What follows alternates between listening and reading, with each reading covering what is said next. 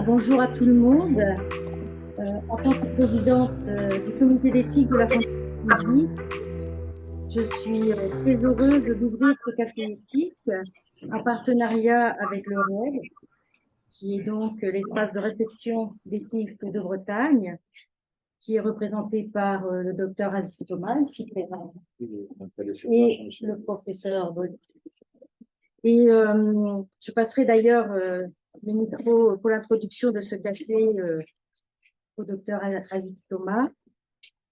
Je tiens également à remercier l'équipe de l'HAD des Pays de Morlaix qui ont bien voulu réfléchir à ce thème en lien avec Marie-Thérèse de Cargari, membre du comité d'éthique. Et l'équipe de l'HAD va nous présenter sa réflexion via son expérience sur 20-25 minutes, 30 minutes. Et il nous restera 30 minutes pour des échanges. Comme nous sommes nombreux, une quinzaine de personnes ici et 150 prévues en visio, cela va nous demander une certaine rigueur technique que va nous expliquer Julie et son équipe de communication, que je remercie pour leur disponibilité, ainsi que celle du service informatique. Nous allons introduire par les règles techniques présentées par Tiffaine. Ensuite, le docteur Aziz Thomas nous présentera la thématique. Puis, il y aura le topo présenté par l'équipe de l'HAD. Ensuite, reviendra le docteur Aziz Thomas sur des précisions quant à la thématique. Puis, nous aurons des questions et nous conclurons, si possible, à l'heure, c'est-à-dire 15h30. Je passe donc la parole à Julie. Oui, alors, donc pour effectivement que les échanges se passent bien, dans les 30 minutes de questions-réponses qui vont suivre les interventions, l'idéal ce serait que donc, chacun garde son micro coupé et pour intervenir, on peut soit activer la petite option de main levée qui est sur l'application Zoom, ou bien d'utiliser le petit espace de chat qu'on va gérer à distance pendant la durée des questions-réponses. Voilà, vous faites signe et on ouvrira les micros et le but c'est que tout le monde puisse s'entendre. On peut couper aussi son micro quand on a fini sa question. Voilà. Très bien, écoutez, je suis heureux d'être parmi vous aujourd'hui pour ce café éthique que vous avez reçu et que nous accompagnons de neveux et avec l'aide de l'espace de réflexion éthique de Bretagne sur un sujet d'importance, puisqu'il s'agit de la future loi qui va arriver sur l'aide active à mourir. Et de façon très sage et très intelligente, je pense que vous avez beaucoup travaillé pour cette journée, en tout cas ce moment de partage éthique, de réflexion éthique. Vous avez voulu poser la question, que dit déjà la loi Claes-Leonetti, qui elle-même succède à la loi Leonetti? Donc, avant même une éventuelle évolution législative, que disent les textes actuels et qu'en ressort-il au niveau de la pratique dans le cadre de la fin de vie, qui est un moment voilà, particulièrement intime et également particulièrement précieux en termes d'échange et de réflexion et de partage aussi. Donc, je crois que c'est d'abord les équipes d'hospitalisation à domicile, les interventions de différents acteurs de l'HAD, comme on le dit un peu rapidement, qui vont ouvrir le bal. Et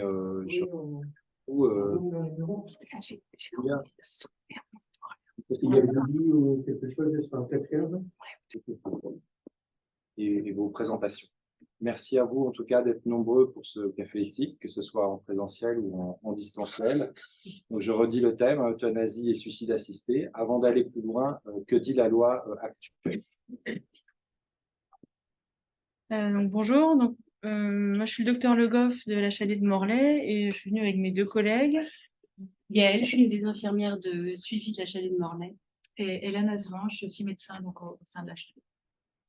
Donc nous, on est venus voilà, à la demande du docteur de Cargariou pour pouvoir vous présenter un petit peu un résumé de ce que dit la loi actuelle sur la fin de vie.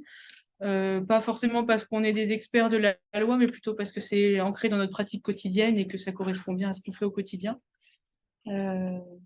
Donc voilà, on va essayer d'être synthétique et pratique sur les grands principes des lois qui existent actuellement.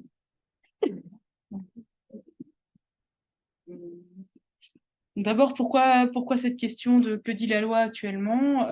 Parce qu'on sait que l'actualité, c'est qu'il y a beaucoup de débats autour de la fin de vie et de ses modalités, et puis qu'on attend des évolutions de la loi dont on ne connaît pas non plus exactement les tenants et les aboutissants. Il y a eu dernièrement une convention citoyenne sur la fin de vie où il y a des choses qui ont émergé, notamment où on note quand même l'inégalité d'accès à l'accompagnement de la fin de vie.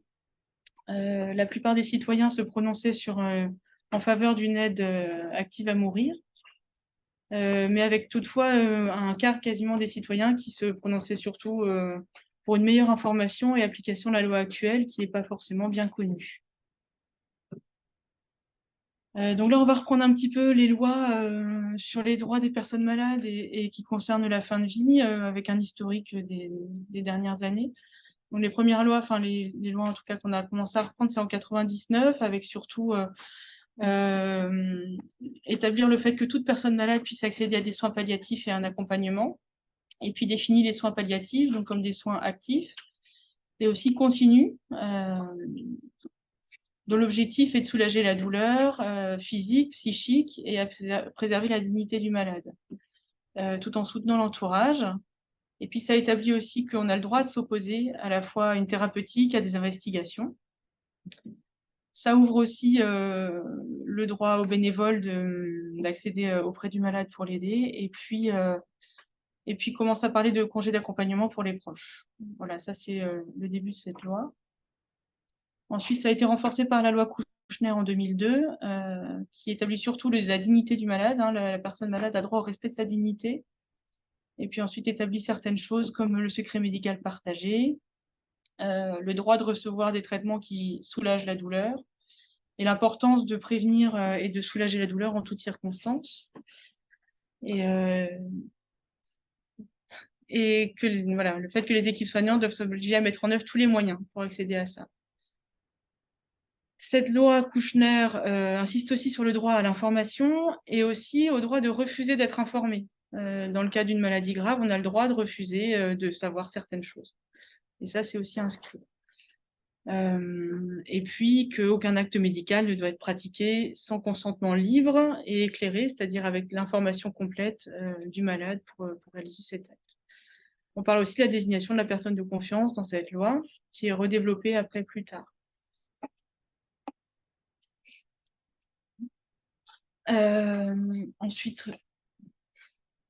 Ensuite, il y a eu donc cette loi, la loi Leonetti en 2005, qui est vraiment relative à la fin de vie et aux droits des malades, où on introduit la notion d'obstination déraisonnable quand les traitements donc apparaissent inutiles, disproportionnés ou n'ayant pour autre effet que le seul maintien artificiel de la vie. On a le droit de les suspendre ou de ne pas les entreprendre.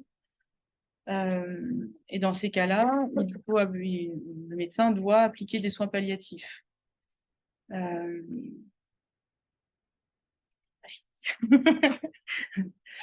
Voilà. En phase avancée ou terminale d'une affection grave et incurable, on a aussi le droit de mettre en place des traitements pour soulager le malade, y compris si ces traitements ont pour effet secondaire d'abréger la vie du patient.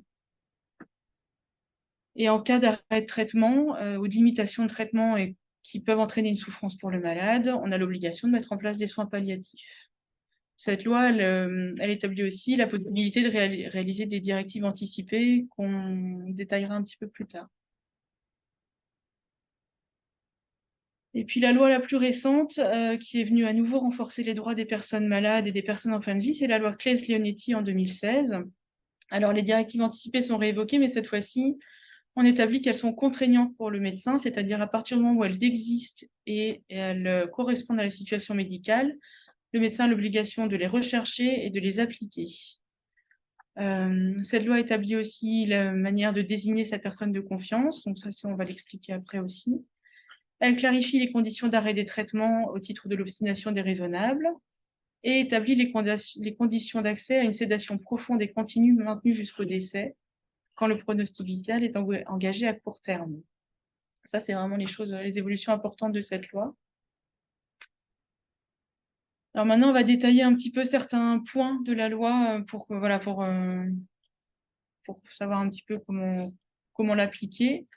Donc la personne de confiance, dont la loi établit que tout le monde peut désigner, on n'est pas obligé, mais on peut désigner une personne de confiance, qui peut être un parent, un proche, qui peut être aussi son médecin traitant. Cette personne de confiance, elle a pour rôle de rendre compte de la volonté de la personne au cas où cette personne serait hors d'état de l'exprimer. Le témoignage de la personne de confiance désignée prévaut sur tout autre témoignage de proche. Et la désignation se fait par écrit. Donc ça, c'est le texte de loi. Je crois que j'ai remis des choses après. Donc on peut la désigner de plusieurs manières. Souvent, quand on est hospitalisé, on va vous réinformer sur la personne de confiance et vous proposer souvent à l'aide de formulaires qui existent dans les établissements de la désigner. Après, on peut retrouver aussi, hors des hospitalisations, sur le servicepublic.fr des modèles.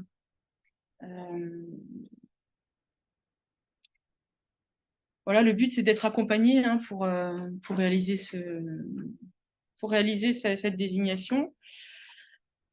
Si on est sous tutelle, on peut désigner tout de même une personne de confiance, mais avec l'autorisation du juge ou du conseil de famille, s'il existe. Si la personne de confiance a été désignée avant la tutelle, elle peut être confirmée par le juge ou révoquée. Et enfin, si le patient n'est pas en mesure physiquement de signer le document, on fait assister 2 témoins qui attestent par écrit la désignation de la personne de confiance. Voilà. Alors, pour reprendre dans les grandes lignes, le rôle de la personne de confiance, donc elle co-signe la déclaration de personne de confiance, ce qui veut dire qu'elle est informée qu'elle est personne de confiance. Elle a le droit d'accompagner le patient pendant les consultations médicales pour recevoir toutes les informations. Ce qui est important dans son rôle, c'est qu'elle va exprimer au nom du patient ses volontés au cas où il ne peut plus s'exprimer. C'est-à-dire qu'elle ne rapporte pas sa parole à elle, mais elle rapporte vraiment la parole du patient.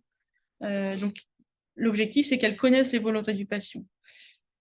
En cas de limitation de soins, cette personne de confiance va être consultée si le patient ne veut pas s'exprimer. Elle a aussi le droit de demander des informations du dossier médical qui sont nécessaires à la compréhension de la situation.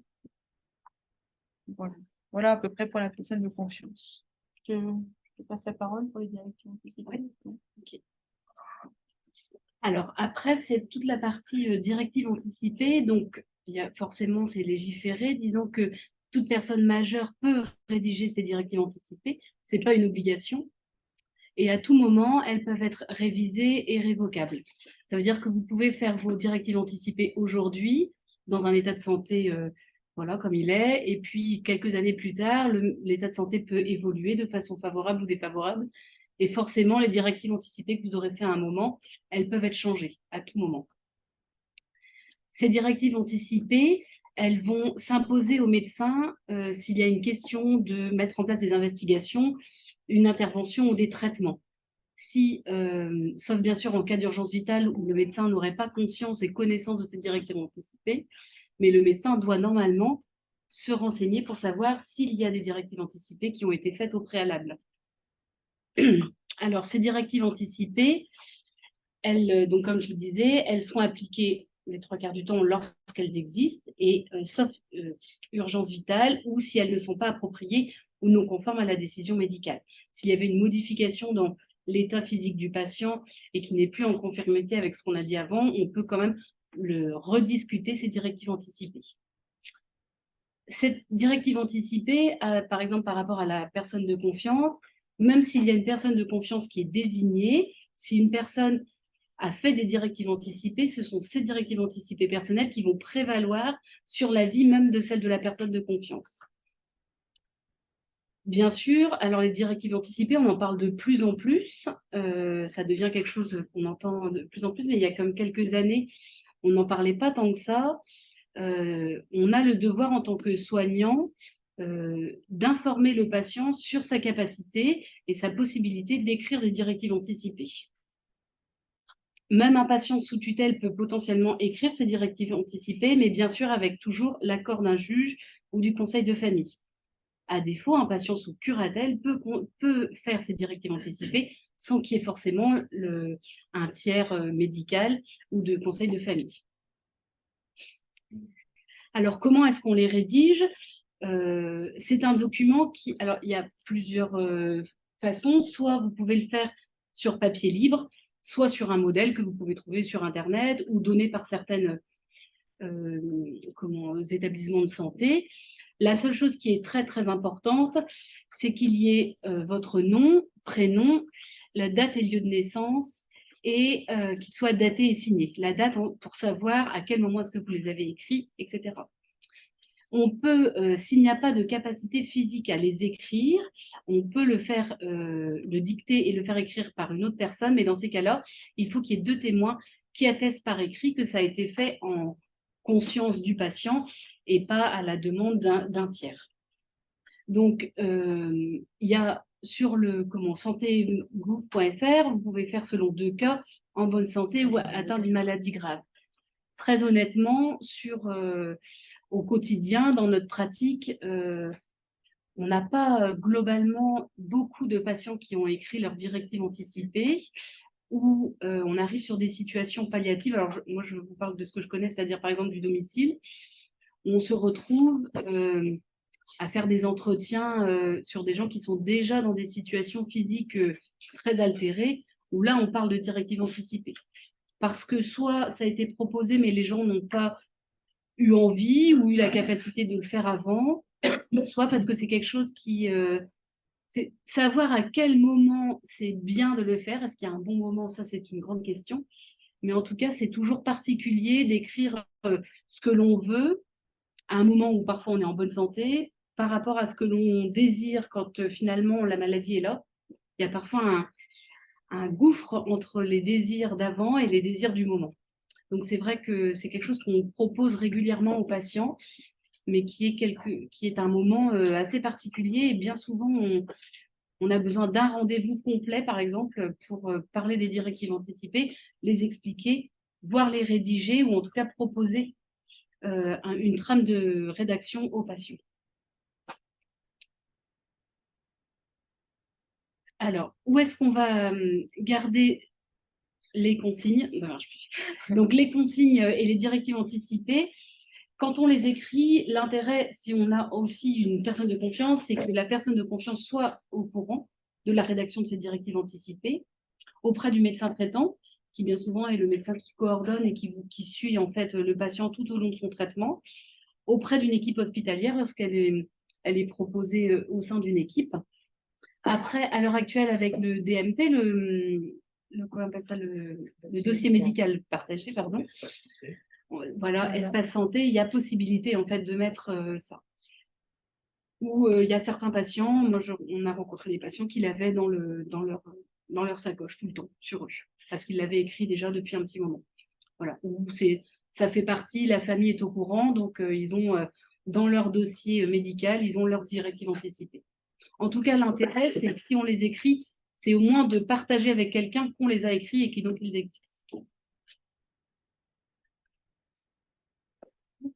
Alors là, on va terminer la présentation par la sédation profonde. Et ops. Attends, j'ai le truc bien. Si tu peux me remettre sur la.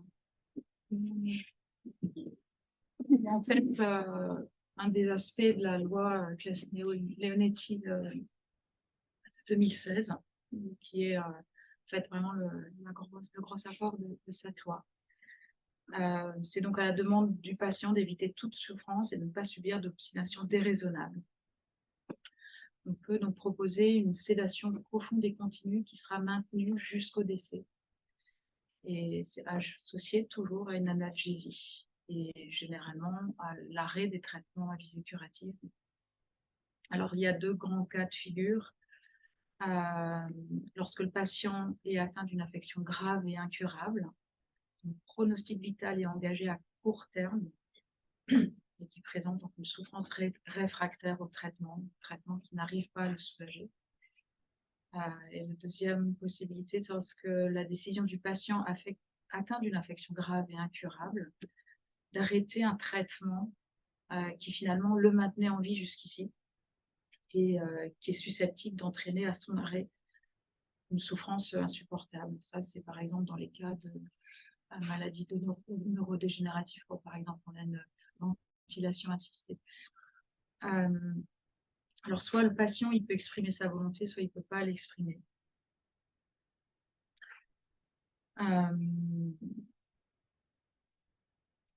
C'est pour ça que c'est une décision qui est difficile de toute façon dans tous les cas et qui demande dans tous les cas la mise en œuvre d'une procédure collégiale. Et ça, c'est vraiment le point important de la mise en œuvre de cette sédation profonde. Elle est définie donc par voie réglementaire et elle permet à l'équipe soignante de vérifier qu'il y a toutes les conditions en fait pour pouvoir la proposer et la mettre en œuvre. Mais la mise en œuvre, elle peut être au domicile ou dans un établissement de santé, dans une EHPAD. Elle peut être mise en œuvre ici, à Marigny par exemple aussi.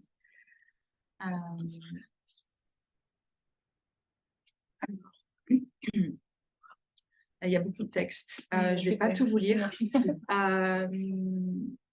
Mais c'est vrai que ce qui est important à souligner, c'est qu'en fait, une souffrance intolérable, c'est vraiment le patient en fait qui peut l'exprimer, et c'est un droit de demander un recours à une sédation profonde et continue quand on considère qu'on n'est pas du tout soulagé et qu'on a une souffrance qui est vraiment intolérable. Il faut pour cela avoir une affection grave et incurable, ça c'est un autre point clé bien sûr. Et l'autre point important qui est parfois pas toujours compris, c'est que le pronostic vital, il est engagé à court terme. Et la loi, elle est en fait assez floue puisque court terme, on peut mettre un petit peu ce qu'on veut dedans, mais il y a eu des interprétations sur ce court terme et on a traduit ça par une durée de quelques heures à quelques jours. Mais là encore, quelques jours, ça peut être beaucoup de jours. Et en tout cas, ça peut être quelque chose d'intolérable pour quelqu'un qui considère que sa souffrance est intolérable. Voilà. Alors, la sédation, dans le cas où la personne ne peut pas s'exprimer, elle peut être également envisagée.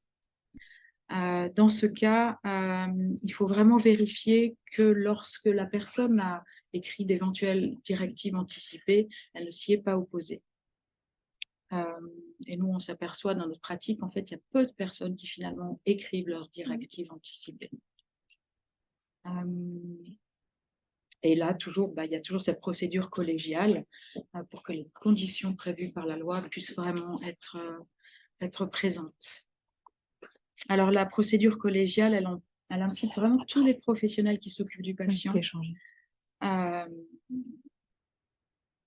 Et elle doit inclure un médecin extérieur à l'équipe, un médecin qui a un regard un petit peu en dehors du soin, mais qui a une connaissance en fait des soins palliatifs, des prises en charge, pour permettre éventuellement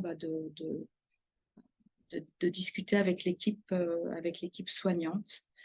Et cette réunion collégiale, c'est vraiment le médecin référent en fait qui va être responsable de la décision au final, le médecin référent du patient, et qui va à l'aide de tous ses confrères, toutes ses consoeurs, tous ses soignants, de pouvoir finalement prendre la bonne décision. Voilà.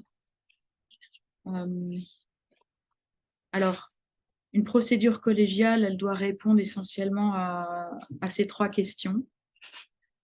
La souffrance du patient est-elle réfractaire et son pronostic vital est-il engagé à court terme? Ça, c'est vraiment la première porte à ouvrir.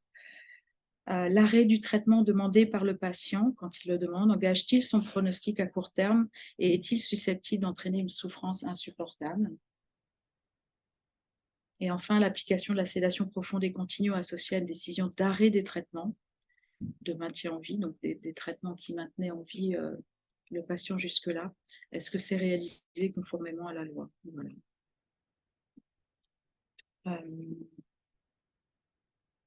Voilà, je ne vais pas m'étaler sur cette diapositive ici, puisque je pense qu'il y a des personnes beaucoup plus à même de nous parler des principes d'éthique d'aide à la décision.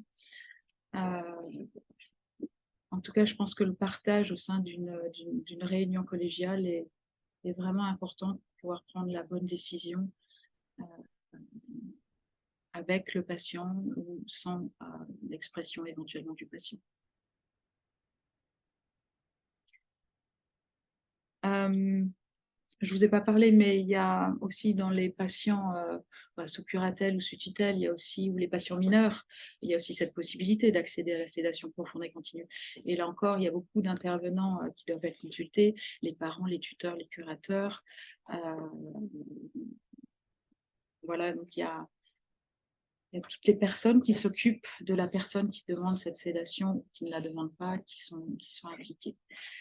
Alors, la règle du double effet, c'est quoi? C'est effectivement pour vous montrer que parfois, cette sédation profonde et continue maintenue jusqu'au décès, elle peut raccourcir effectivement la vie, même si ce n'est pas l'intention étant de soulager la personne. La règle de publicité, ça, bon, je vais pas Le but, commenter dessus, ouais. mais L'idée, c'est de donner quelques règles qui permettent de guider la décision aussi quand on discute. Sur quel principe on va s'appuyer pour essayer de prendre la bonne décision, quoi. Ouais. C'est vraiment ça l'idée. C'est ce que j'applique, c'est pour raccourcir la vie, ou est-ce que malgré moi, les médicaments que je donne, ils peuvent raccourcir la vie, mais c'est pas ça mon objectif. Ça, c'est quand même très important sur des décisions au moment de la fin de vie, quoi.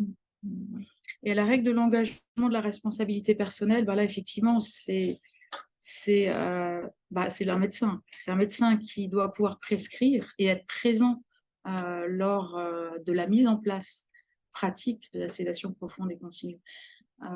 Ça ne doit pas être une infirmière qui le fait toute seule, même si la décision a été prise dans les règles avec une réunion collégiale.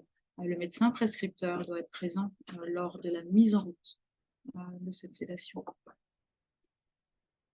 Alors là, c'est juste un petit tableau pour peut-être essayer de vous rappeler les différents points principaux qui différencient une sédation profonde et continue maintenue jusqu'au décès d'une euthanasie. Alors la première grande différence, c'est déjà l'intention. L'intention, elle doit être de soulager une souffrance réfractaire et elle ne doit pas être de répondre à une demande de mort. Le moyen, c'est, dans le cas de la sédation profonde et continue maintenue jusqu'au décès, d'altérer la conscience profondément. Alors que dans le cas de l'euthanasie, c'est vraiment d'induire la mort. La procédure, elle est aussi très différente parce qu'on ne va pas employer les mêmes médicaments et on ne va pas adapter les médicaments de la même façon. Dans le cas de la sédation profonde et continue maintenue jusqu'au décès, chaque médicament et chaque posologie va être adapté à chaque cas particulier parce que chaque cas est compliqué et chaque cas est particulier. Et alors que l'utilisation d'un médicament à dose létale, ça pourrait être le même pour tout le monde, quelque part. Donc ça, c'est une grosse différence. Le résultat, c'est qu'effectivement, le patient, dans le cadre d'une sédation profonde et continue maintenue jusqu'au décès, il va décéder normalement de l'évolution naturelle de la maladie, même si il peut y avoir le double effet, c'est-à-dire qu'effectivement, peut-être qu'on raccourcit quand même un peu la durée de vie, mais l'intention étant vraiment de soulager et pas de provoquer immédiatement la mort. Alors que le résultat d'une euthanasie, c'est qu'on injecte un produit et le patient meurt immédiatement. La temporalité, du coup, elle est importante. Parce que dans le premier cas, on ne sait pas combien de temps ça peut durer. Ça peut être variable, ça peut être effectivement assez court, comme ça peut être aussi plus qu'une semaine. Ça peut parfois être très long pour l'entourage et pour l'équipe soignante. Alors que dans le cas de l'euthanasie, c'est immédiat, donc il n'y a pas d'attente. Jusqu'ici, la législation n'autorisait que la sédation profonde et continue maintenue jusqu'au décès et l'euthanasie est illégale au jour d'aujourd'hui en France. Quelles évolutions? Ça, je ne vais pas m'attarder non plus, je pense que ça sera dans la discussion de tout à l'heure. En tout cas, pour ce qui est des médecins, ce que je voulais vous rappeler, c'est qu'on fait un serment. Et ce serment, il est quand même important. Et dans ce serment, il y a notamment « Je ferai tout pour soulager les souffrances. Je ne prolongerai pas abusivement les agonies et je ne provoquerai jamais la mort délibérément. Voilà, il y a beaucoup peut-être de médecins qui considèrent que c'est vraiment un cadre à pas dépasser. Voilà, donc le médecin se doit d'accompagner le mourant jusqu'à ses derniers moments et il doit s'assurer par des soins et des mesures appropriées la qualité d'une vie qui prend fin, sauvegarder la dignité du malade et de réconforter son entourage, parce que l'entourage est aussi très important au moment d'une prise de décision de sédation profonde et continue, maintenue jusqu'au décès, parce que c'est les personnes qui vont rester, qui vont accompagner tout le long de cette étape. Voilà. L'idée aussi en parlant de ça, c'est que ce qu'on se dit, c'est que sur les évolutions de la loi, il y a deux versants. Il y a effectivement la dignité du malade, sa volonté, sa famille, et puis il y a nous, soignants, qui pouvons être inquiets aussi de devoir appliquer cette loi et de savoir quelles répercussions ça va avoir sur nous, comment la personne qu'on est va intégrer cette demande, va se sentir capable de l'appliquer. Et ça, c'est un versant qui est quand même important et je pense qu'il inquiète beaucoup de soignants, en fait, de savoir est-ce qu'on va être contraint à quelque chose, même si on évoque l'idée d'une clause de conscience. Et on voit sur les évolutions à venir là, je crois que j'ai mis un petit truc.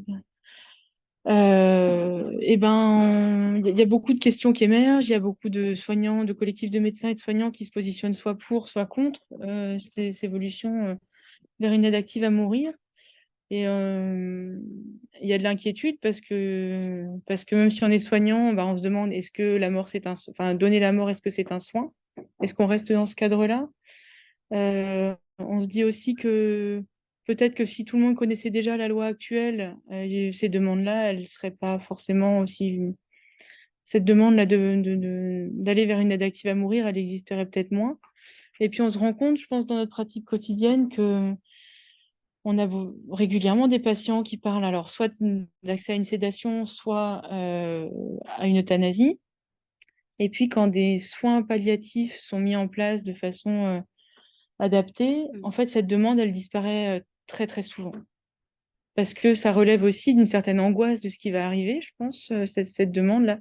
Une demande de contrôler la fin de sa vie, de savoir comment ça va se passer, beaucoup d'angoisse du patient. Et puis, souvent, cette demande, je trouve c'est rare qu'elle se maintienne. Finalement, quand la douleur est soulagée, que le patient est rassuré et qu'il voit que les choses se passent, pour nous, à la maison en tout cas, sans souffrance ou avec peu de souffrance, la demande va rarement au bout. Alors, ça nous arrive de mettre en place ces demandes-là parce qu'il y a des pathologies, on parlait tout à l'heure de pathologies neurodégénératives, notamment où les capacités à respirer peuvent être altérées profondément, où là, les moyens de soulager le patient, il y a la douleur physique, psychique, mais la réponse médicamenteuse est quand même pas la seule qui existe. Quand on a une perspective d'évolution permanente et qu'il n'y a rien qui va pouvoir soulager ça, la demande là peut persister de sédation. Mais c'est vrai que c'est fréquent que des patients en parlent et puis n'en parlent plus après. Voilà. Donc à partir du moment on les rencontre, on explique la prise en charge palliative, on explique la possibilité de mettre en place une sédation profonde et continue. Il y a, c'est pas un effet rétroactif, mais voilà, la possibilité de mettre ça en place, la perspective de pouvoir s'endormir sans souffrance, la notion de souffrance, là, elle revient régulièrement, et de se dire finalement, pour le domicile, je suis chez moi, entourée de ma famille, avec les traitements que vous mettez en place, je suis plutôt soulagée, j'ai une angoisse qui est plutôt bien maîtrisée. Après, on ne peut pas toujours tout maîtriser. Mais en tout cas, mon confort de vie, il est là. Donc, si jamais un jour j'ai besoin, je vous appellerai pour la sédation. Et finalement, la décision ne se fait pas et il n'y a pas de sédation mise en place parce que il y a autre chose, plein d'autres choses. En fait, avant d'arriver avant la sédation, il y a aussi plein d'autres traitements à mettre en place. Et finalement, alors on a quand même régulièrement ce cas-là où les patients arrivent et sont suffisamment confortables pour que toute cette idée-là de sédation, voire d'euthanasie s'en va.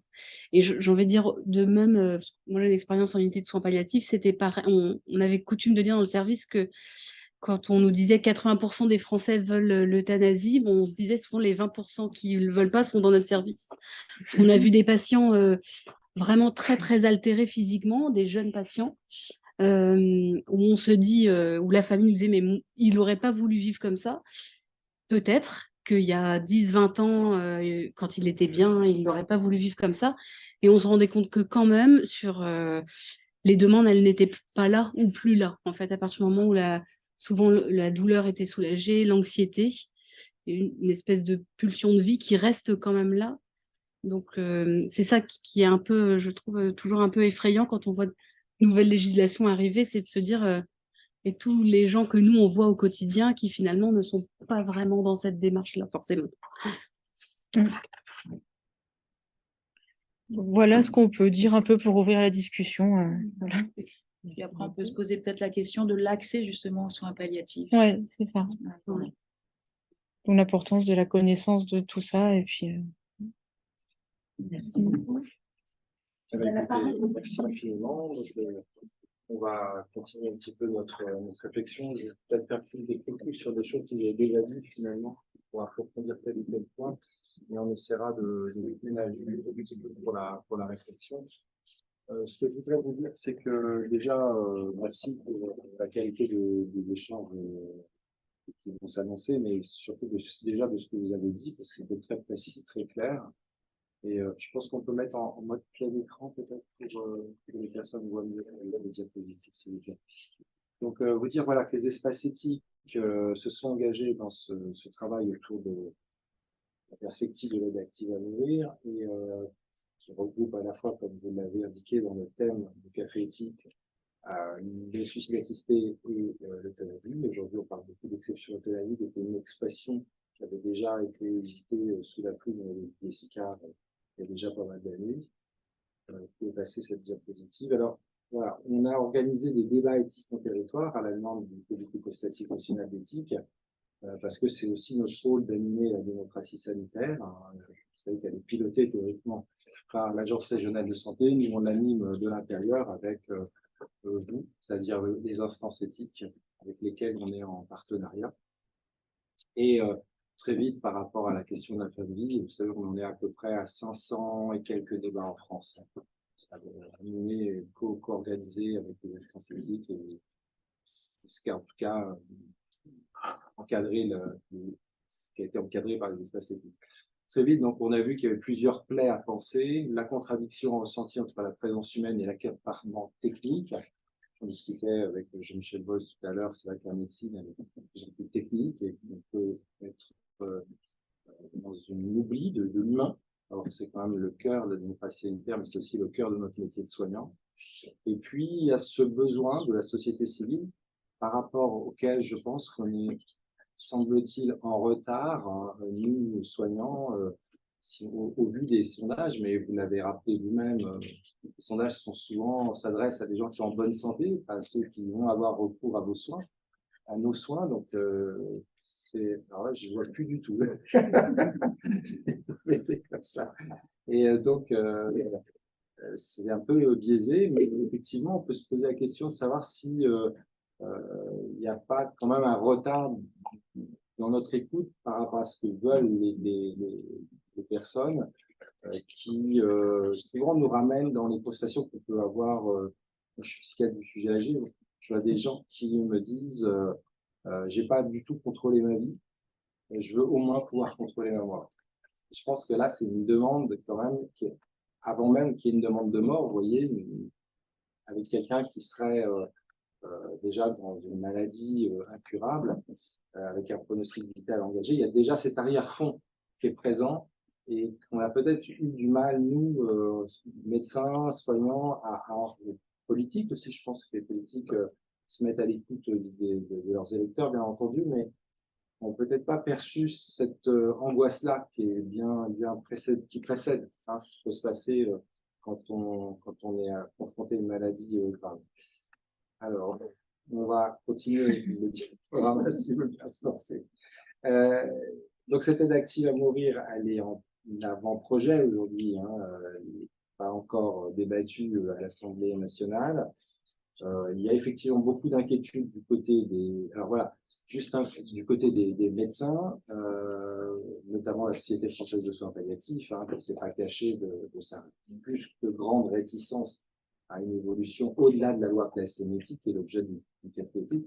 Vous voyez, ça c'est l'article de la loi du 2 août 2021 de bioéthique, qui consacre le fait que le comité législatif anime chaque année des débats publics sur plusieurs des problématiques et des questions de société en lien avec les espaces de réflexion éthique. Donc c'est vraiment un nouveau rôle qui était déjà évidemment investi auparavant, mais qui est consacré par le législateur. Donc on va passer très rapidement. Voilà, vous voyez, on a fait des événements. Un petit peu plus fort, on a des messages qui Oui, nous d'accord. indiquent que c'est faible. J'essaie de parler plus fort. Merci. Donc, on a déjà fait des événements sur les directives anticipées, d'autres sur en lien avec les équipes de soins palliatifs. On essaie de maguer le territoire. Aujourd'hui, on est chez vous, mais on a été dans d'autres endroits auparavant. Autre diapositive. Et voilà, je voulais d'abord vous dire que votre titre de café éthique était particulièrement judicieux, bien trouvé, bien pensé, bien réfléchi. On sent que vous avez travaillé. Et Didier Sicard disait, quelques 10 ans après son rapport, donc, il disait « Les pratiques hospitalières depuis la loi Leonetti ont beaucoup évolué. L'euthanasie active directe, relativement banale avant les années 90, donc c'était les fameux cocktails boutiques, hein, que certains d'entre vous ont peut-être observé. Moi, je les ai observés, j'étais… pour tout vous dire, à l'époque, je faisais fonction d'infirmier parce que ça manquait d'infirmiers déjà dans les services et j'avais pu observer ces pratiques en gériatrie à l'époque. Et de la loi Leonetti, écrit-il, les médecins n'ont retenu que l'interdiction de donner la mort et non l'interdiction de maintenir indûment en vie. Et je pense qu'à la limite, on pourrait résumer notre café éthique rien qu'avec cette phrase. C'est le génie des grands noms et des grands esprits qui savent résumer en une phrase un peu tout ce qu'on se dit là aujourd'hui ensemble. Et donc là, c'est aussi d'une certaine manière un mea culpa que je peux faire aussi au nom des médecins. C'est-à-dire que si on a juste mal compris l'esprit de la loi, bah, c'est vrai que c'est un grand dommage, parce que ce qu'a d'abord et avant tout voulu canaliser la loi Claes-Leonetti, ce sont des pratiques disparates sans doute, mais des pratiques qui n'étaient pas forcément dans le sens, qui n'allaient pas forcément dans le sens de l'éthique, ou qui pouvaient, avec une loi bien pensée, aller beaucoup plus justement dans le sens de l'éthique. Mais en tout cas, il y avait un interdit, c'était l'interdiction de l'obstination déraisonnable.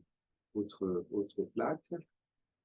Alors, les fameuses directives anticipées, ben, vous avez quasiment tout dit, mais effectivement, manifestement, c'est difficile à penser, sa fin de vie, c'est difficile d'évoquer la mort, et c'est aussi pour ça que c'est difficile de rédiger ces directives anticipées, peut-être aussi parce qu'il y a un blocage par rapport à l'écrit pour un certain nombre de personnes. Autre diapo, j'avais… voilà. Ces directives anticipées sont à prendre en compte et rechercher normalement systématiquement à la mission. Dedans, ce qui pourrait quand même peut-être faciliter, c'est le réflexe des soignants de dire est-ce que vous avez désigné une personne de confiance ou est-ce que ça a été écrit dans les directives anticipées? C'est une façon de faire le lien avec… et ça participe de la culture palliative pour laquelle on a beaucoup d'efforts à faire tous les uns et les autres. Autre diapositive.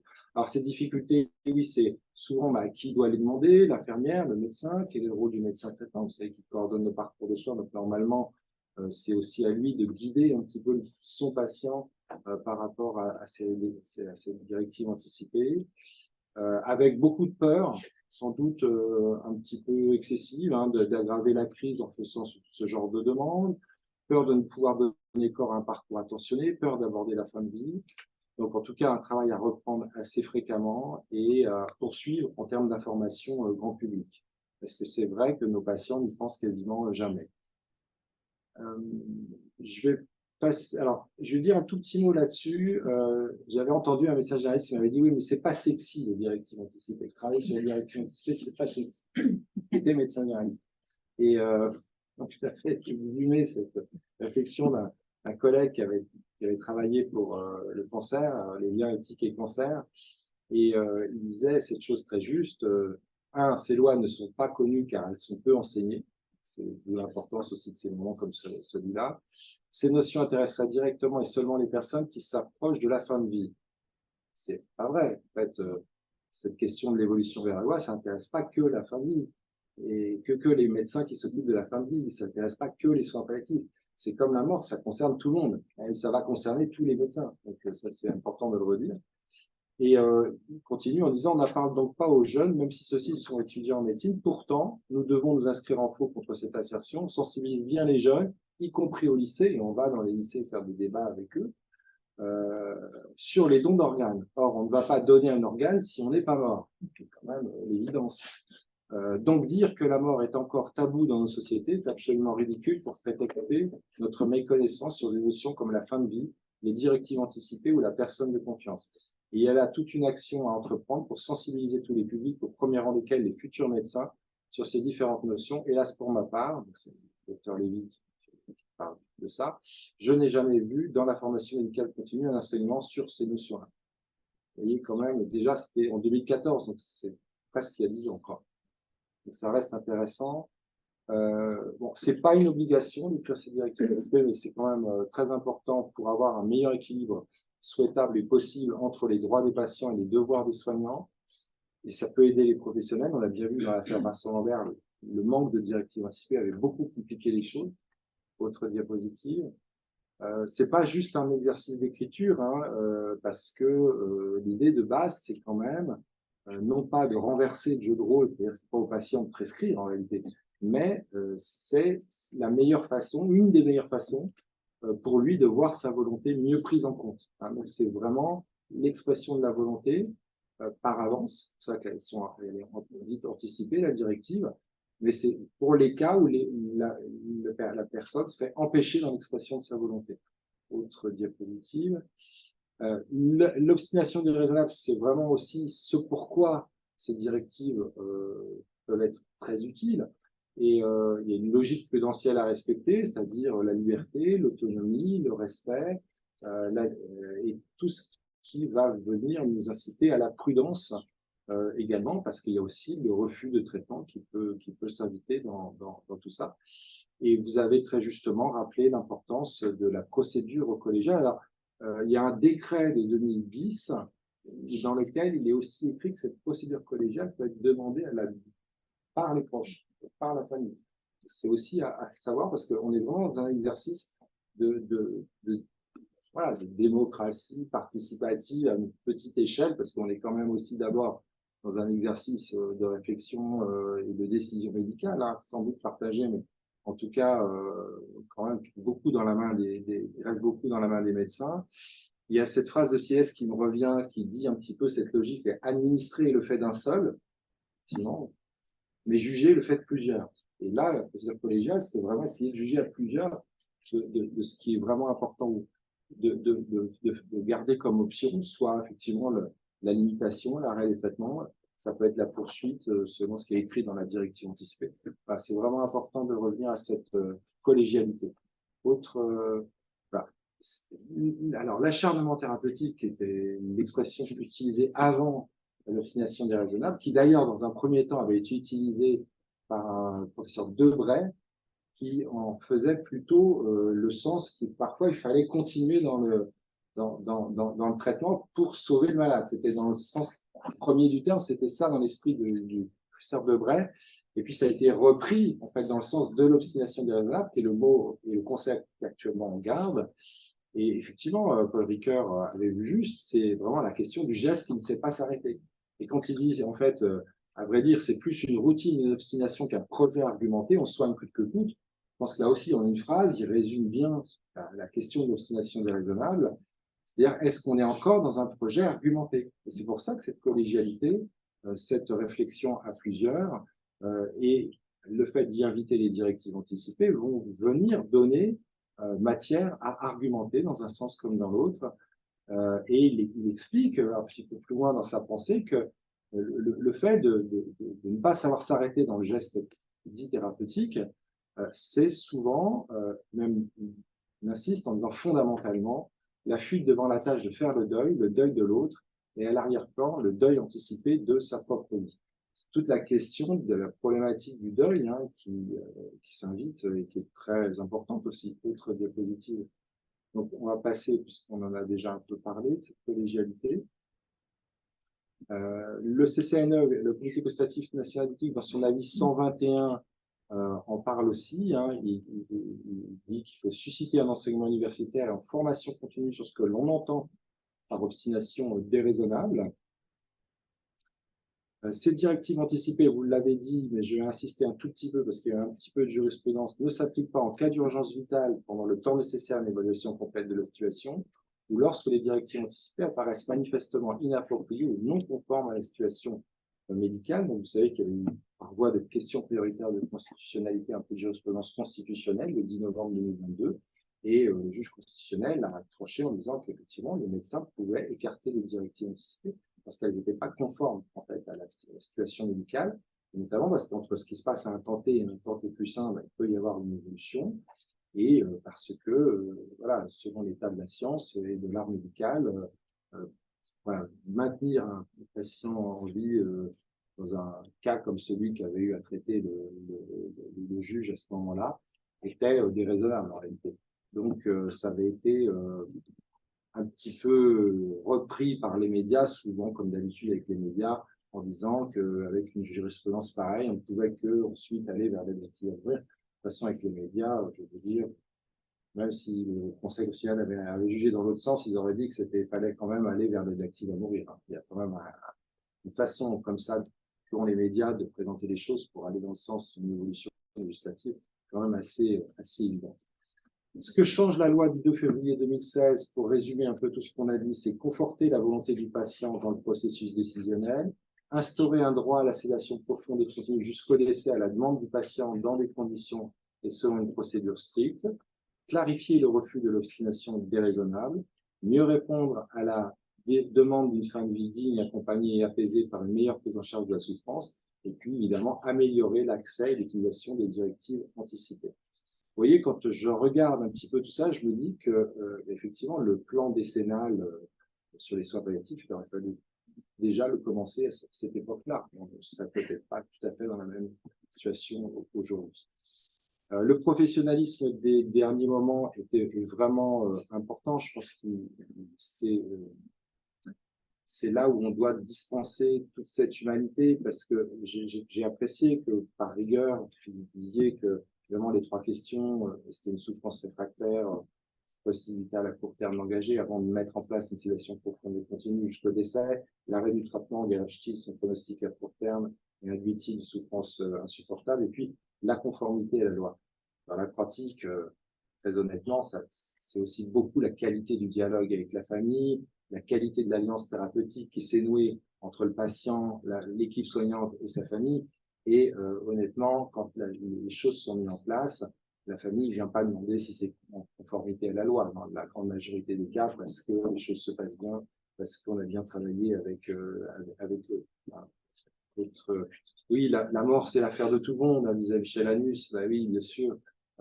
Et la question qu'on ne se pose pas aujourd'hui, si la directive à mourir se met en place, c'est quid des deuils à venir. Les personnes endeuillées, qu'est-ce que ça va faire? Vous savez que dans l'affaire Mortier contre Belgique, c'était le fils d'une personne qui sa mère s'était euthanasiée et il demandait l'euthanasie, et que voilà, il y avait eu cette dissension finalement familiale, mais également le fait que le médecin qui avait réalisé l'euthanasie faisait partie de la commission de contrôle a posteriori des actes euthanasiques. Donc c'était quand même un peu fort de café, et c'est pour ça qu'il y a eu cette jurisprudence européenne. Donc, dans l'attente d'un nouveau cadre légal, c'est ce fameux droit à la sédation profonde et continue jusqu'au décès, hein, donc à la demande du patient d'éviter toute souffrance et de ne pas subir d'obstination déraisonnable. Donc, dans ces deux conditions, c'est un « et », c'est pas un « ou ». Une sédation profonde et continue provoquant une altération de la conscience maintenue jusqu'au décès associée à une analgésie et de l'arrêt de l'ensemble des traitements de maintien en vie est mise en œuvre dans les cas suivants. Et à la demande du patient, la sédation profonde et continue peut être mise en œuvre à son domicile, dans un établissement de santé ou un établissement mentionné, etc. Donc l'HAD, etc. Le fait de pouvoir vivre ça à domicile, d'avoir accès à des soins palliatifs à domicile, c'est la loi de modernisation du système de santé de 2016. Donc, qui est différente de la loi dont on parle, qui est la loi Claes-Leonetti, mais qui était convergente. Hein. Donc, il faut donner les moyens à ce que la demande des Français, c'est-à-dire 80%, ils veulent mourir à la maison. c'est pas du tout ce qui se passe aujourd'hui. Donc il y a cette réalité-là aussi qui impacte nos processus décisionnels aujourd'hui ou notre réalité politique. Autre diapo, deux remarques pour finir, je crois. Voilà. Un, la décision de refus éventuel d'application des directives anticipées. Vous avez vu qu'il y avait des clauses, l'urgence ou le fait que ça ne soit pas compatible avec la situation médicale. Il faut l'inscrire au dossier médical. Ça, c'est quand même important de le rappeler, parce que comme il y a eu quelques jurisprudences qui ne sont pas une multitude, il y en a quand même quelques-unes, notamment par rapport à la réanimation. Et aussi, il faut la porter à la connaissance de la personne de confiance. Vous avez évoqué la personne de confiance. Il est important de la rétablir dans ce débat. Et puis, si le droit à la sédation profonde est reconnu, ce qui est le cas depuis 2016, toutefois, c'est seulement un droit à la sédation jusqu'au décès et non en vue du décès. Et c'est toute la différence qu'a fait le Wakley-Slomoty entre, effectivement, cette sédation profonde jusqu'au décès et l'euthanasie dont vous avez rappelé le tableau de la haute autorité de santé, effectivement, les différents arguments qui expliquaient cette différence. Donc, pour finir en conclusion, puisque c'était la dernière, eh bien, les règles de droit et leur contexte sont chez nous organisées selon plusieurs lois que vous avez évoquées au fur et à mesure depuis 1999 jusqu'à aujourd'hui, en passant par la loi de 2002 de démocratie sanitaire. On n'a pas chez nous de représentants thérapeutiques. Il n'y a pas de consentement substitué. Il y a une personne de confiance qui témoigne, mais faire attention, témoigner n'est pas consentir. C'est pour ça qu'il y a cette directive anticipée, et c'est pour ça qu'il y a cette procédure collégiale, et c'est pour ça qu'il y a tout ce débat aujourd'hui sur l'instruction d'amende si on arrive à une aide active à mourir. Et puis, bon, voilà, philosophiquement, c'est vrai que toutes les règles de droit ont un caractère essentiellement provisoire et relatif. Donc, vous avez posé la bonne question de savoir est-ce qu'une loi qui n'est pas très ancienne, 2016, 2023, c'est jamais que 7 ans, c'est pas beaucoup. Et moi, j'ai connu une époque où j'ai commencé la psychiatrie, on venait juste de réformer une loi qui datait de 1838. Donc, j'ai commencé dans la psychiatrie en 1993, et là, on peut dire que la loi était quand même très, très ancienne.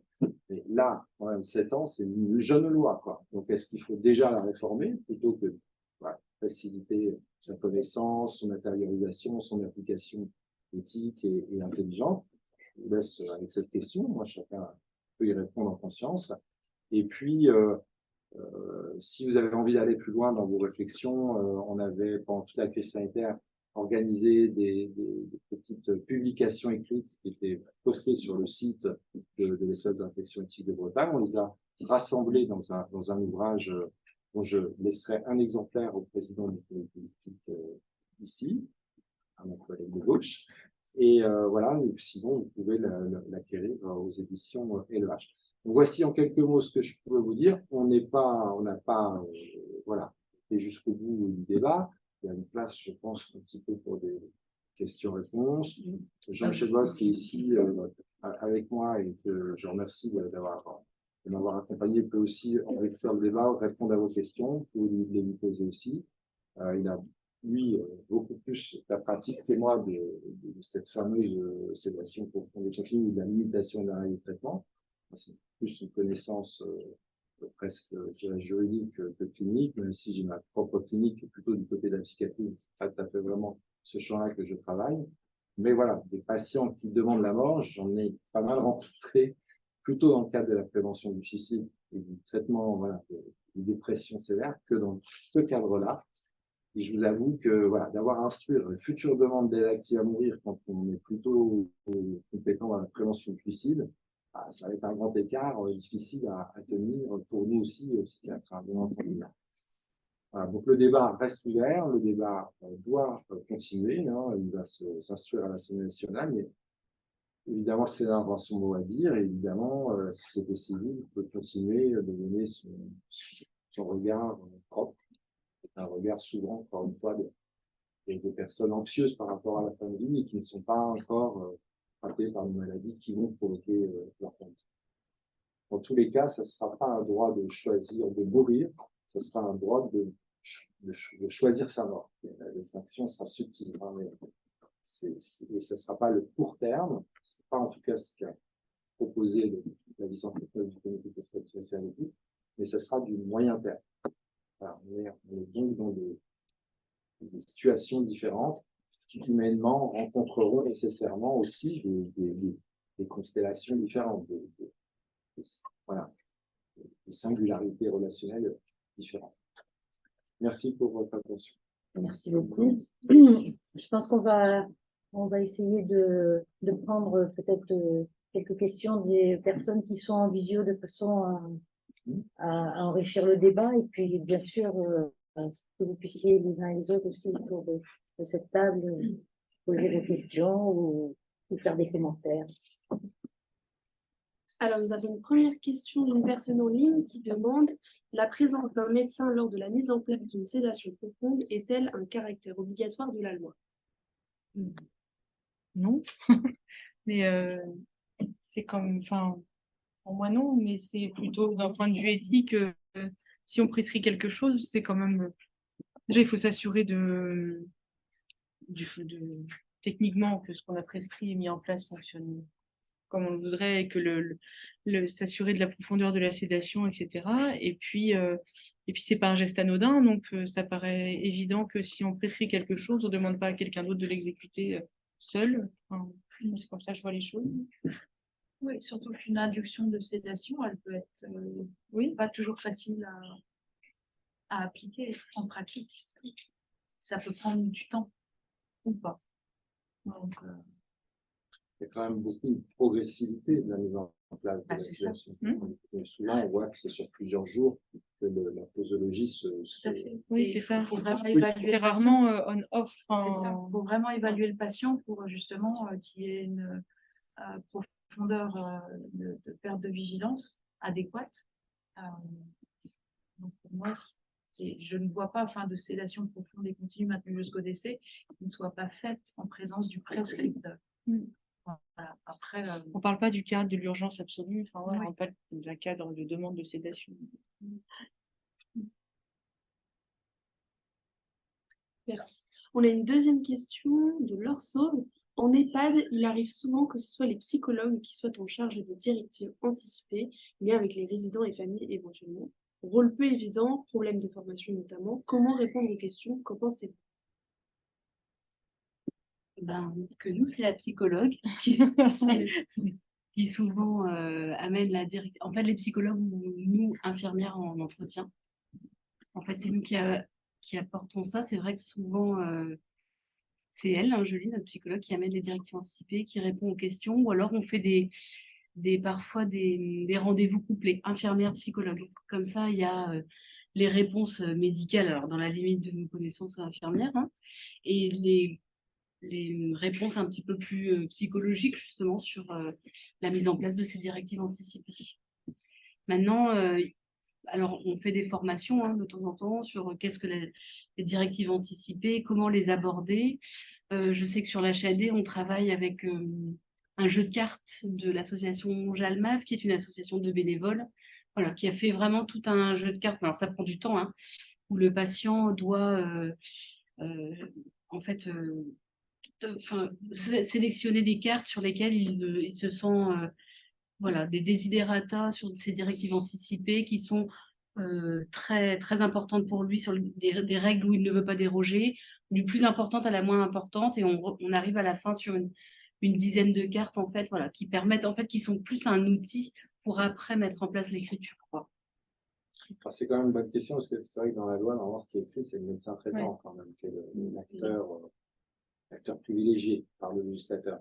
Maintenant, moi, je trouve que c'est très intéressant parce que, comme vous avez beaucoup de problèmes d'accès aux soins, vous savez que j'ai utilisé une expression que vous n'avez peut-être pas entendue, mais que le législateur a déjà utilisée une fois pour la rejeter pour le moment, c'est cette notion de profession médicale intermédiaire.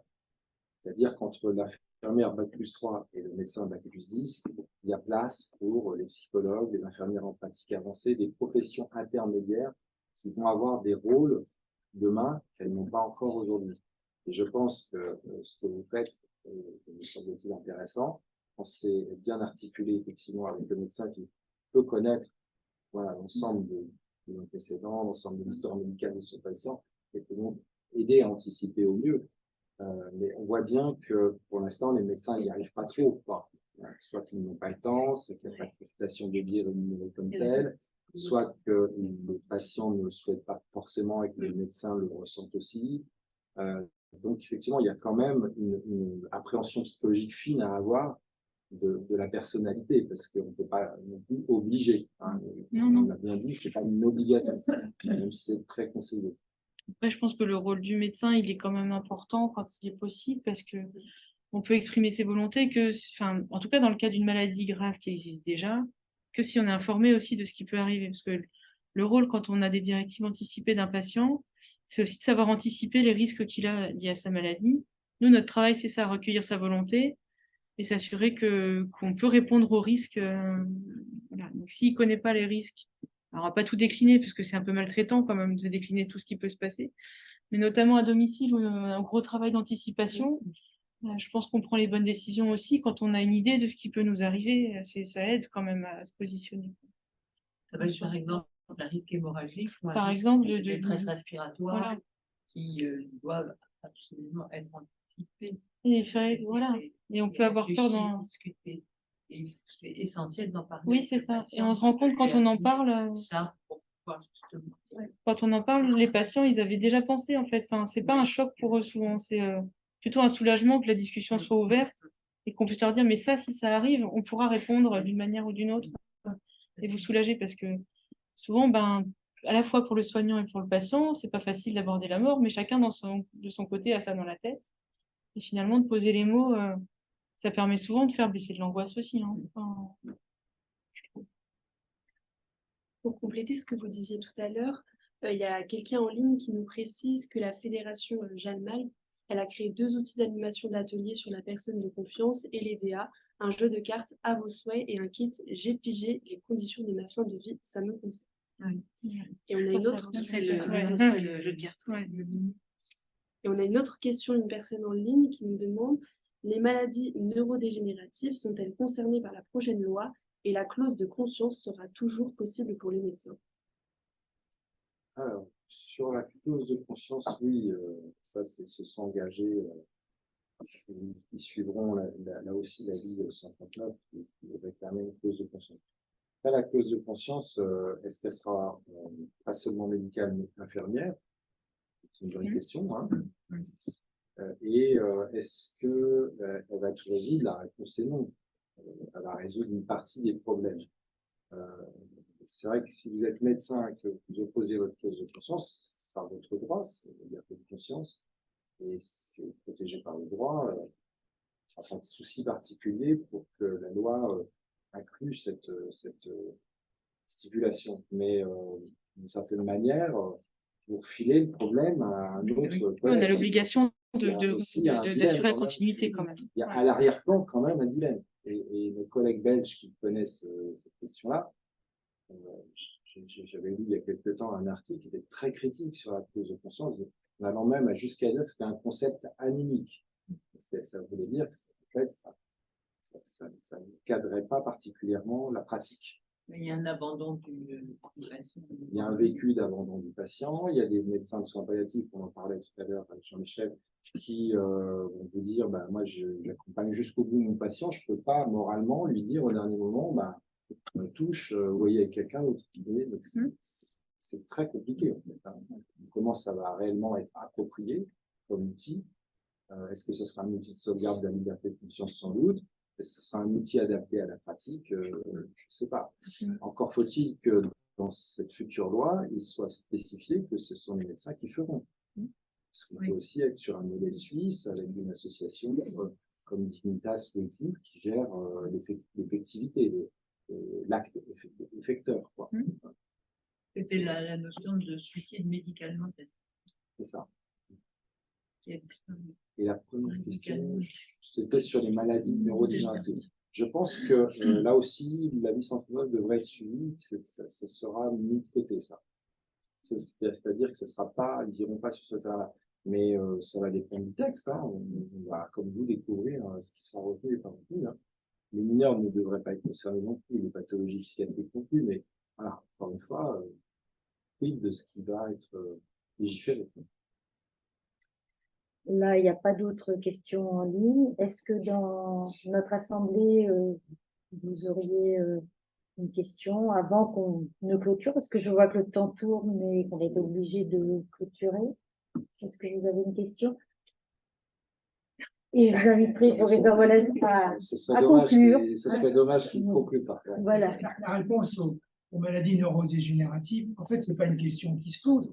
Quand vous en arrivez au point où vous ne pouvez plus respirer sans assistance respiratoire, par définition, vous êtes en fin de vie. Vous n'allez pas rester vivant longtemps si vous ne respirez pas. Autrement dit, ce n'est pas une histoire de maladie, c'est une histoire de situation et de contexte personnel. Moi, je voudrais vous laisser avec des questions. Vous avez, merci pour votre présentation qui était, qui a fait l'historique, parce que c'est très important. Est-ce qu'on pourrait, alors ce que je vais dire, c'est pas adressé à vous, parce que c'est pas les gens qui viennent aux réunions, c'est les gens qui ont travaillé, qui ont réfléchi, qui progressent, qui essayent de faire des choses. Ça s'adresse surtout aux gens qui sont pas là. Vous avez rappelé à juste titre que la première loi, c'est le 9 juin 1999. Nous sommes le 28 novembre 2023. Comment se fait-il qu'on en soit pas au même point, mais dans les demandes sociétales au même moment? C'est totalement extravagant. Il y a des progrès considérables qui ont été faits. Les soins palliatifs ont connu un très fort développement. Et enfin, à la date de l'année dernière, il y a 23 ou 26 départements et territoires d'outre-mer qui n'ont pas une unité de soins palliatifs. On se fout de qui dans ce pays? C'est pas le gouvernement. C'est pas le gouvernement. Je vais pas vous le faire, je l'ai pas en tête par cœur, mais il y a eu 5 plans. Le dernier se termine. C'est le 6e, je crois, de développement des soins palliatifs. Il y a des centaines de millions d'euros qui ont été mis en jeu. Mais est-ce que tout le monde, les sacro-saints ARS, leurs délégués départementaux, nos sacro-saints directeurs d'hôpitaux ont joué le jeu? S'il n'y a pas d'unité de soins palliatifs dans un département, c'est qu'une commission médicale d'établissement ne l'a pas demandé, c'est qu'un directeur d'établissement public ne l'a pas demandé, ou privé, et c'est qu'une ARS ne l'a pas imposé. Alors, si on était dans un pays qui avait un tout petit peu de tenue, ces gens seraient virés de leur poste. Ce n'est pas le ministre de la Santé que l'UFC devrait mettre devant les tribunaux. Ce sont les gens responsables qui n'ont pas fait leur boulot. Et si la Bretagne est bien lotie en structure de soins palliatifs, c'est parce qu'il y a des gens qui ont fait ce qu'il fallait pour les développer, qui ont demandé, les crédits existaient puisqu'ils ont été donnés. Alors on peut arrêter d'inverser tout le temps les choses. Deuxième chose, je reste effaré parce que ce qui se dit, et la bonne question a été soulevée, c'est les gens, alors la société, on a été, tu disais Cyril, en retard avec la demande de la société. Les gens, ils veulent l'euthanasie. Ah bon? Non. Pourquoi est-ce qu'ils voudraient l'euthanasie? Vous connaissez beaucoup de gens qui veulent mourir par avance? Non. Là aussi, c'est qu'on a fait une spécialité médicale de ce qui est à la base de la médecine, qui est l'objet de la médecine, qui est soigner. Et soigner, par définition, c'est pas faire n'importe quoi. C'est-à-dire ne pas s'obstiner de façon déraisonnable, c'est savoir s'arrêter, et c'est savoir aussi ne pas laisser des gens agoniser pendant des semaines comme ça. Les grandes histoires médiatiques sont toutes des histoires qui tournent autour de ça. Il faut quand même se poser ces questions-là. Parce que non seulement nous sommes professionnels de santé, mais nous sommes aussi citoyens, nous sommes des personnes. Arrêtons de parler des patients. Nous devrions parler de personnes. Quand on parle de patient, c'est quelqu'un qui n'est pas une personne au même niveau que moi. Et oui, si c'est une personne, eh bien, c'est pas pareil. Qui a écrit ces directives anticipées, ouais.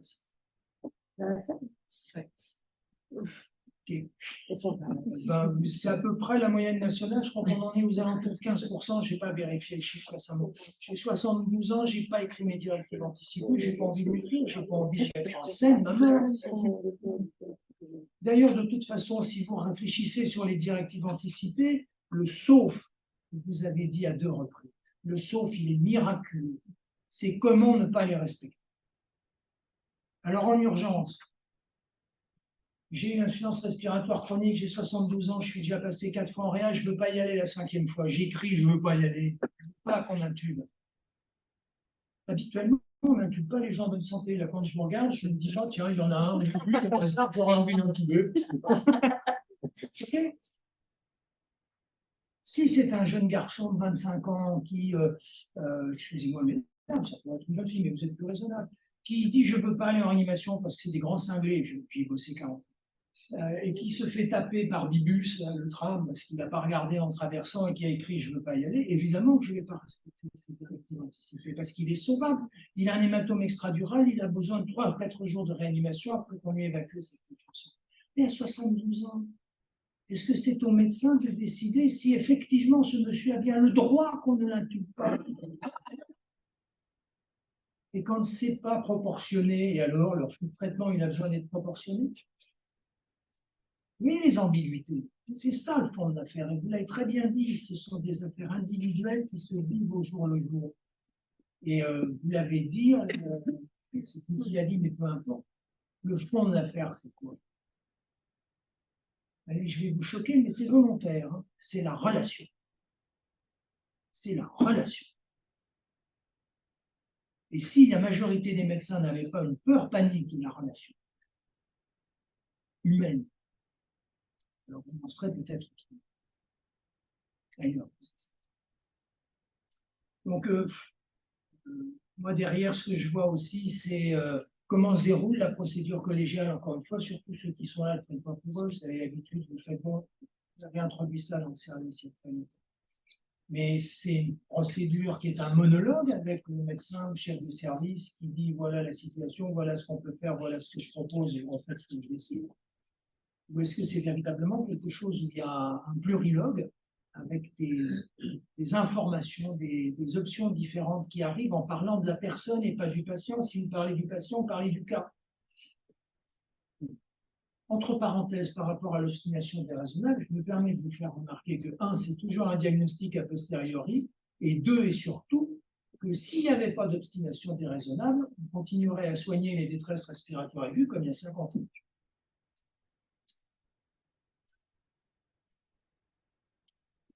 Et puis moi, ce qui me fait peur dans la loi, je suis très embêté, hein, j'ai jamais été pour la dépénalisation de l'euthanasie ou relative à mourir, légale. Mais ce qui me fait peur, c'est la procéduralisation qu'on va imposer. Et cette procéduralisation, elle ne peut que mener à un risque de déshumanisation, parce que derrière, il y aura le risque judiciaire permanent.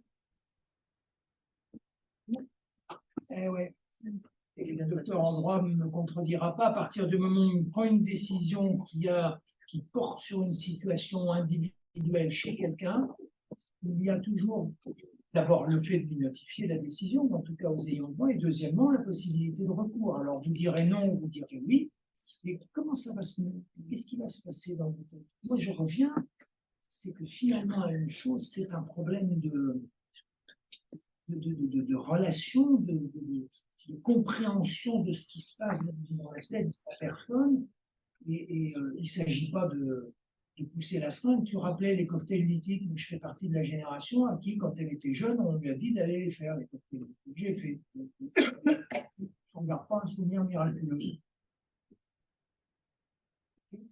Ben oui, c'était comme ça dans les hôpitaux des années 70. Donc je ne suis pas en train de parler de pousser la seringue, mais si vous lisez le texte de loi, si vous le lisez attentivement et que vous l'analysez, il ouvre la possibilité à pousser la seringue, pas brutalement, mais pas la dose la moindre possible. C'est assez curieux, on vous parle d'une sédation profonde et continue entraînant conduisant une altération de la conscience. J'ai rien à foutre de la dose que vous utilisez, ce qui compte, c'est l'altération de la conscience. Dans la pratique médicale standard, j'ai un objectif, j'adapte mon traitement à cet objectif. Là, c'est l'envers. Hein. L'objectif, c'est le traitement. Autrement dit, qui ira discuter que vous ayez fait 5 millicentigrammes kilo minute, c'est ça la bonne dose de sédatif, j'ai oublié. Ou 6 ou 7. Ce qui n'est pas permis, c'est pchit. Ça, d'accord. Mais le reste, Donc, vous voyez, on bascule sur des choses sociétales, alors qu'initialement, les gens ont peur des conditions de leur mort. Et la médecine ne les rassure pas. Je ne parle pas forcément de la médecine à domicile, encore moins de ce que vous faites. Je parle de la médecine en général et de la médecine hospitalière. Alors, il y a des gens qui ont réfléchi, il y a des équipes qui ont travaillé. Des soins palliatifs, il n'y en aura pas partout. C'est vraiment un problème d'éducation globale dans la formation de tous les professionnels de santé, et que les médecins ne soient pas simplement des techniciens.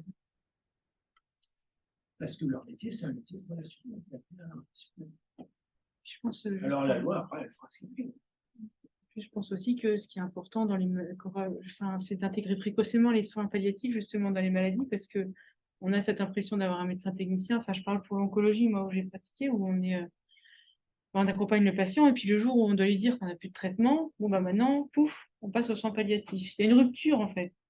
Mais on a l'impression d'abandonner ou de devoir aborder la mort à ce moment-là, alors qu'en fait, si on commence très très tôt d'aborder soins palliatifs, c'est une continuité la prise en charge du patient. Enfin, c'est pas. Bien d'accord. Voilà. Mais ça, il faut expliquer aussi au directeur d'hôpitaux que ça prend du temps. Les consultations ou au directeur de sécurité sociale. C'est pas un truc que vous faites en 3 minutes. La relation prend du temps. Voilà. Mais encore une fois, si relisez bien les termes de la loi et essayez de les analyser. Par exemple, vous n'avez pas parlé du traitement de la souffrance, alors qu'il a été changé par la loi Claes. Et on parle, même si le traitement de la souffrance a pour effet d'abréger les jours. C'est très très curieux qu'il n'y ait pas un adjectif qualificatif derrière les faits. Parce que normalement, ça devrait être un effet secondaire. Oui, pas effet. Ok, on est bien d'accord. Hein, dans la théorie du double effet, c'est bien ça. Okay, pourquoi ils ont oublié? Ils sont 500 entre les députés et les sénateurs. C'est pas tous des idiots. On dit comment se fait-il qu'il n'y en ait pas un sur plus de 500 qui est oublié de rajouter secondaire? C'est parfaitement volontaire.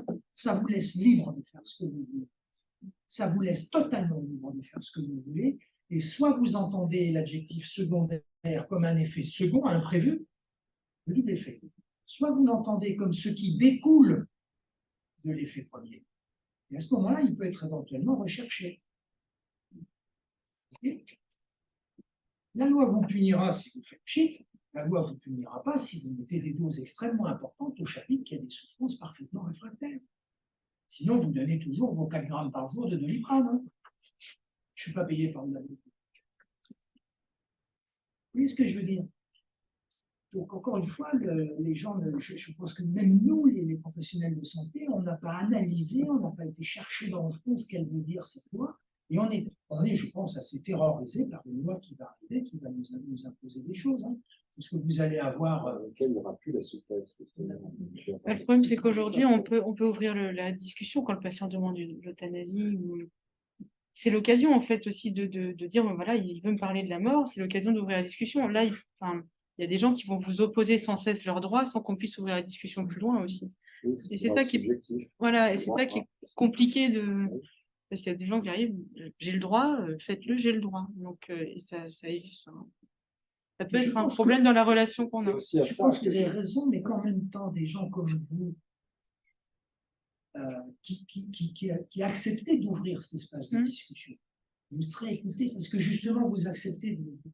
Le problème, c'est que vous l'avez dit dans l'exemple que vous avez cité, c'est que les gens, l'espace de parole ne leur pas ouvert. Et donc là, on aura les réactions, ben c'est mon droit.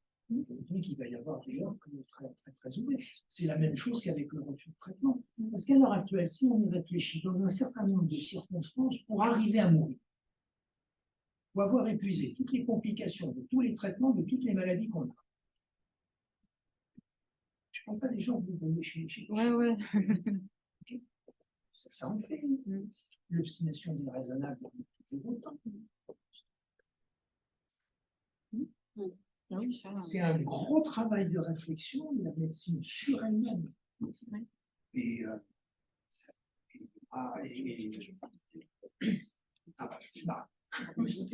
Bon. Eh bien, on va... Excusez-moi, une dernière chose, non, je voulais la dire, ça me paraît très important, vous l'avez dit. L'engagement éthique, c'est je. Combien de fois, en particulier dans le milieu hospitalier, on va s'occuper de moi, je m'en fous qui c'est.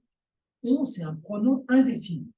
Je veux savoir qui s'occupe de moi, qui est responsable. Et c'est je. Et il ne faut pas que nous nous adressions aux fameux patients, aux personnes avec le pronom. Je suis votre médecin, je suis votre infirmier, je vais m'occuper, je vais discuter. Ça, c'est l'engagement éthique de responsabilité, c'est fondamental. Et c'est une sauvegarde, parce que vous avez des familles qui, comme on dit, clivent.